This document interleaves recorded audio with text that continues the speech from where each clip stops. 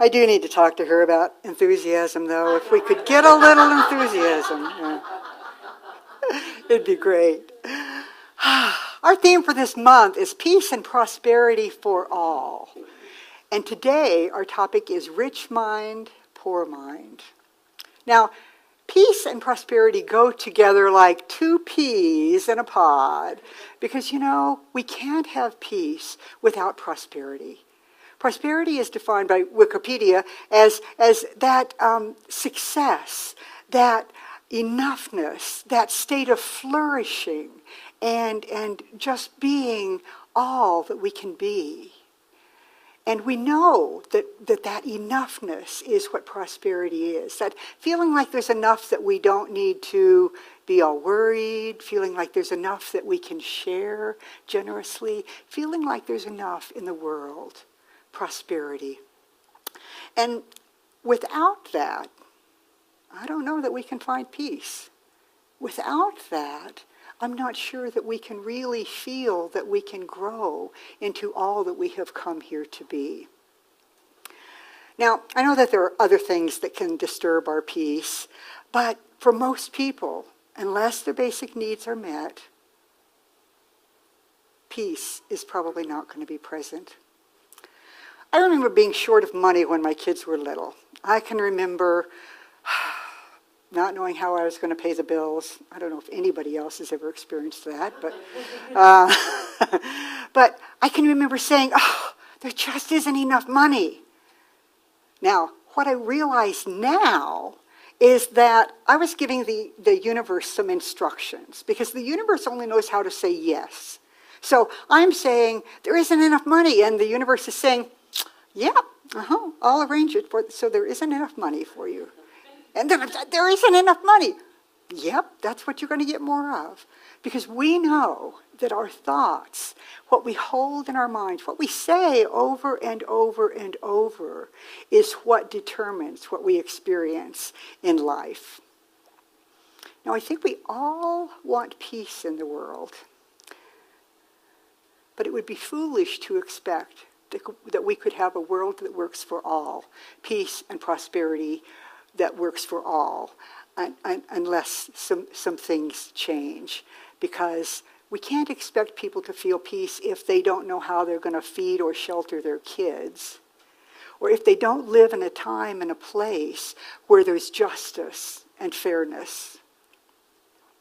Ernest Holmes said, "You and I should form the habit of taking definite time each day to pray for peace with justice, for there is no peace possible without justice.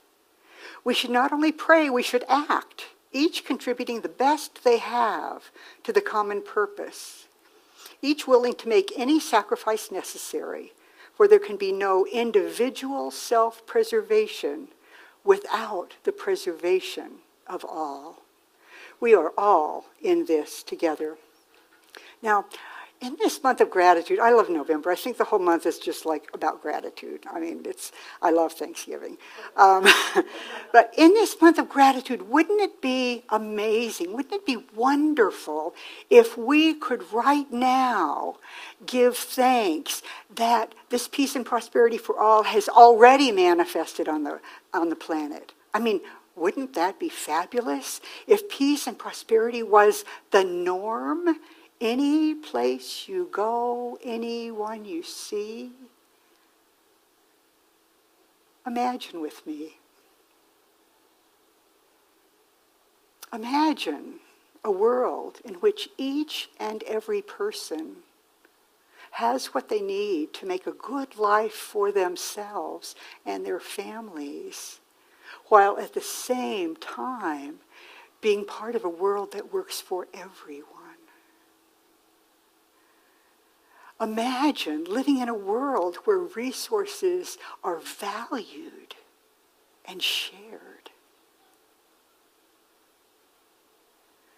Imagine living in a world where the interconnectedness of all life is valued, where we remember that we are one with each other, with the earth, with the divine, with everything. see in your mind's eye a world in which everyone has enough food. No kids going to bed hungry. A world in which everyone has a home and a sense of belonging and a sense that they're doing something important with their lives. We all want that, yes? Yes, yes.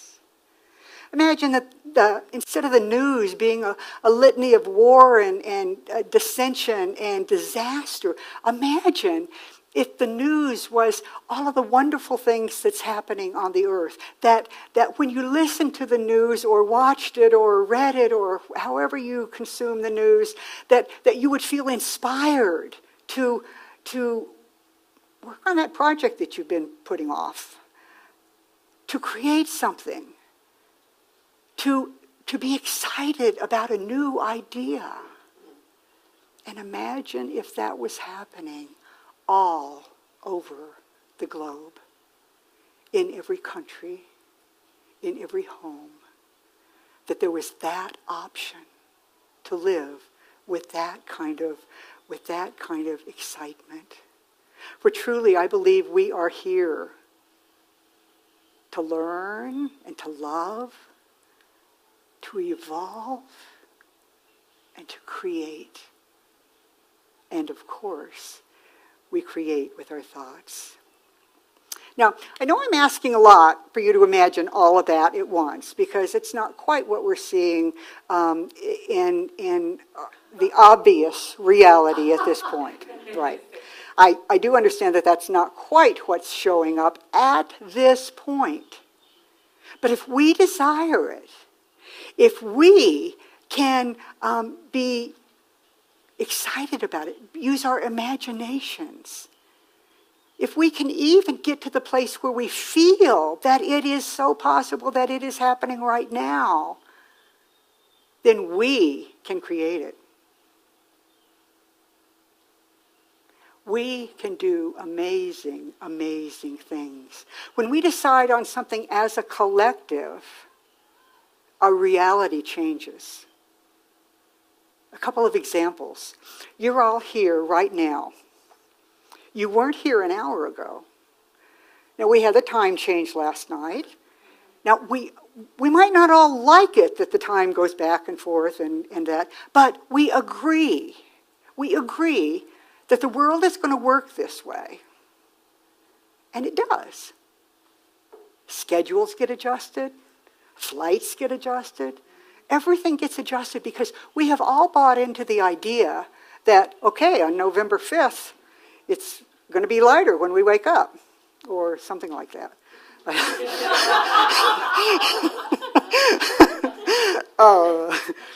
And another example, think about when the United States put a man on the moon. I mean, in 1961, now I can remember this, but I know a lot of you weren't even born yet. But, but President John Kennedy said, we are going to put a man on the moon within 10 years. We didn't have the resources. We didn't have the materials necessary to build the spaceship that would do that. We didn't have anything. I mean, it wasn't in place. This was a big, new idea. But it caught fire. And I can remember being excited about it. I can remember, because I've always kind of liked sci-fi. I can remember thinking, wow, send people to the moon, and then what? And that happened. We all, as a collective, bought into that dream. And sure enough, in less than 10 years, it became our reality. And we will never again live in a world where a human being has not walked on the moon. We changed our mind, and we changed our reality. We each have been given an organ of creation. An organ of creation, and that is our imagination. I mean, isn't it amazing that our imagination allows us to create that wonderful world in our mind that you imagined not long ago? Isn't it amazing that we can use this organ of creation to change our thoughts and to create the kind of world we want to live in? We can do that. If we as a collective decide that it's time for peace and prosperity for all, it's going to magically happen. Now, probably not just this little group is going to create that on the whole world, but we are an important part of it because our energy goes out, our energy is shared, our excitement is felt, and it can happen. We create our larger world this way. We create our personal world this way. Sometimes we use what I call a rich mind that thinks of the positive, that thinks of the possible. And sometimes we use what I call a poor mind, which kind of says, probably won't work. The rich mind says, wow, it's possible. We can do this. We can create a world that works for all. And the poor mind, of course, says, no way. Are you kidding? That's never going to happen. But the rich mind says, we have done amazing things before. We have put a person on the moon. We've discovered how to see and talk to people halfway around the world with this little screen that we carry around in our pockets. We're talking amazing, folks. We're talking about things that once seemed impossible. What is possible is expanding all the time, all the time. The rich mind says, yes, we can do it, we can make a difference. We may not see the results in our lifetime, but we can know that by holding that vision, by allowing ourselves to be excited about that vision of peace and prosperity for all, that we are creating it. There is more of it on the planet today and going forward because of our willingness to know that and believe it and work for it. So we use this in the larger world, and we use it personally as well. Now, most of us here have had a chance to look at our thoughts and beliefs about money enough to know that some of our thoughts are those rich mind thoughts, and some of our thoughts are those poor mind thoughts. Some are positive and hopeful, and some are based in fear. Which of these minds we decide to nurture and exercise and use determines whether we live lives of prosperity or whether we live lives of lack and struggle. We've each been given this organ of creation, our imagination, and with it we create our life, we create our reality, and we create our world. Which mind will you use? The rich mind says, God is my source. All that I can open to receive is mine. Eugene Holden, who writes the personal affirmations in the Science of Mind magazine each month, pick one out on your way out if you don't have one or if you would like to give one to somebody, wrote this: prosperity is all around us. We don't have to pray for prosperity or ask for what is already ours. All we need to do is recognize that it is at the center of our being. You know, there's a slide for this. I'm going to start over.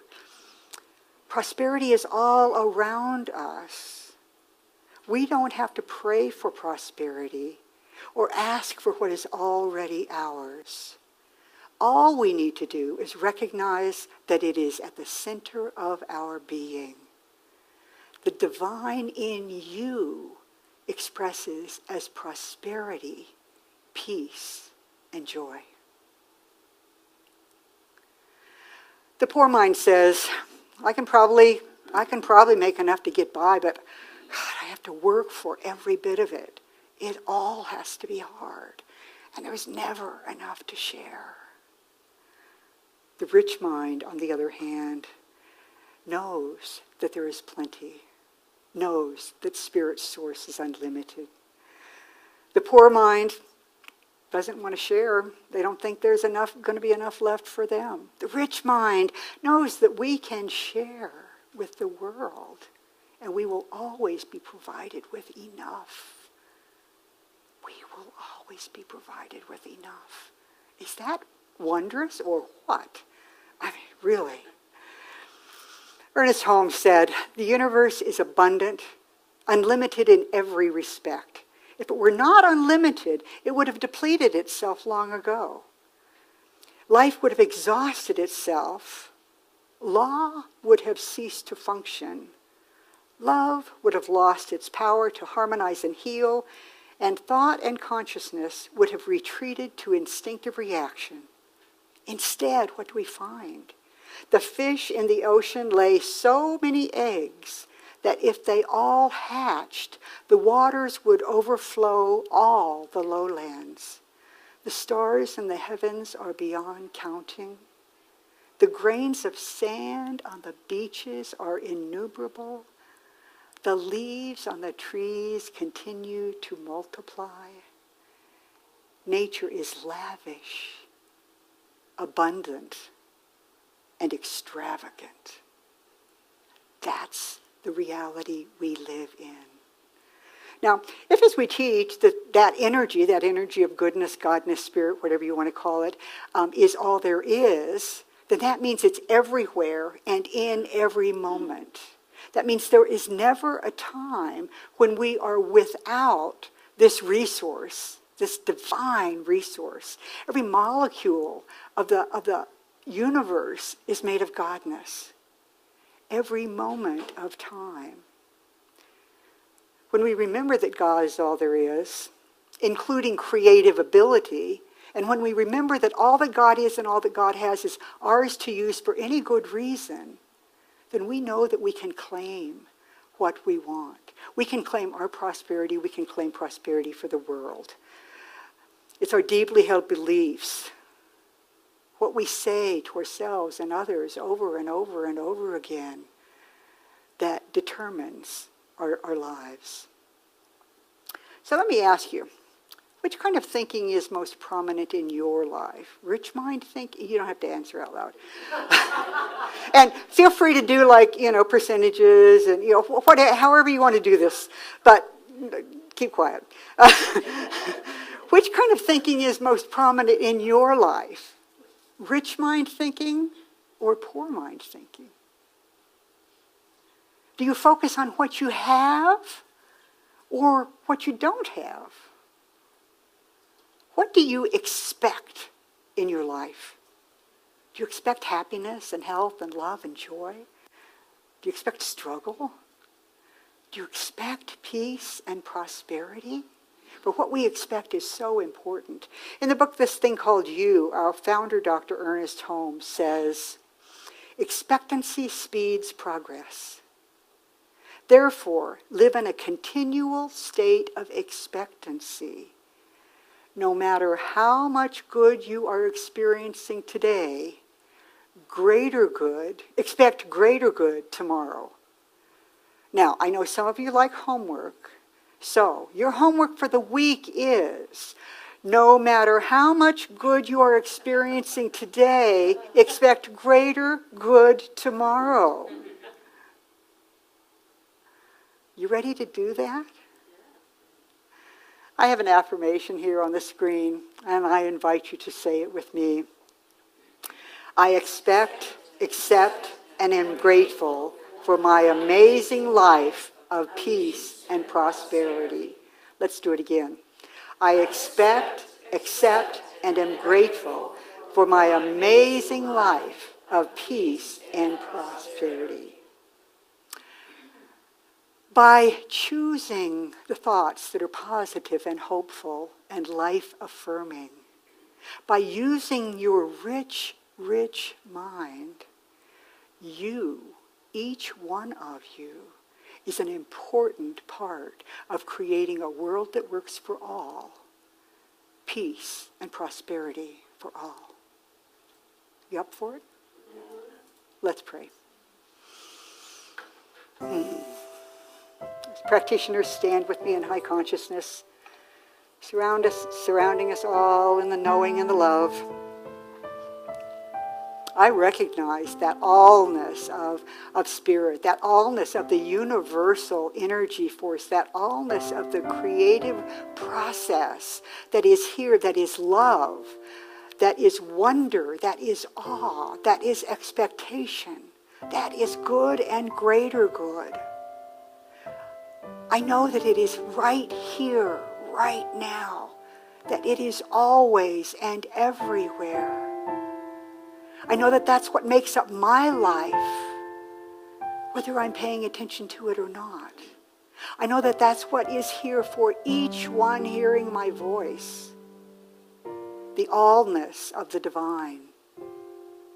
And so what I claim for myself and for each one hearing my voice is that as we go forward into this week, we remember that. We expect tomorrow to be even greater than today. We imagine a world of peace and prosperity for all. We allow ourselves to be excited about new ideas and possibilities. We share our energy of peace and prosperity. And I claim that for each one of us, there are reminders that pop up in our path. Delightful reminders that we are enough, that there is enough to enjoy and to share. Enough love, enough money, enough opportunity, enough life satisfaction. It is all here for us. And so I am grateful that because our thoughts are powerful, because my thoughts are powerful, because I have seen this and felt this in my bones, I know that the universe is taking it and making it so. I know that blessings abound for each one of us. And so in gratitude, I just absolutely let it go. I let it be. I let God do what God does so well, which is create wonder. Knowing that it is done, I simply say it is good. And so it is.